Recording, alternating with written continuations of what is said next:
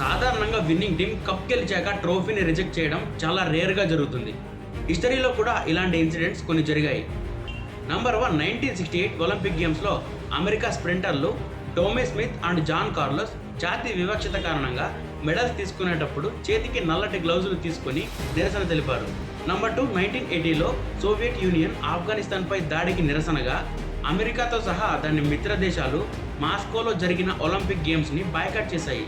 Number 3, Russia Ukraine నేపథ్యంలో Ukraine women tennis players Marta Kostyuk and Alina వీళ్ళిద్దరూ రష్యాకి చెందిన ప్లేయర్స్తో హ్యాండ్ షేక్కి నిరాకరించారు.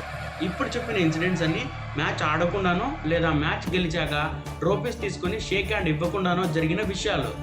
కానీ రీసెంట్గా మన ఇండియా పాకిస్తాన్ని 3 రాత్రుల్లో బాగా విజయం సాధించి ట్రోఫీని రిజెక్ట్ చేసింది చూడు, అది మాత్రం పాకిస్తాన్కి మంచి రిటర్న్ గిఫ్ట్ అని చెప్పుకోవచ్చు. అండ్ అంతేకాకుండా ఇలా ట్రోఫీని రిజెక్ట్ చేసి మన ఇండియన్ ప్లేయర్స్ అందరూ మన భారతదేశాన్ని తల ఎత్తుకునేలా చేశారు. Hands up to Indian team.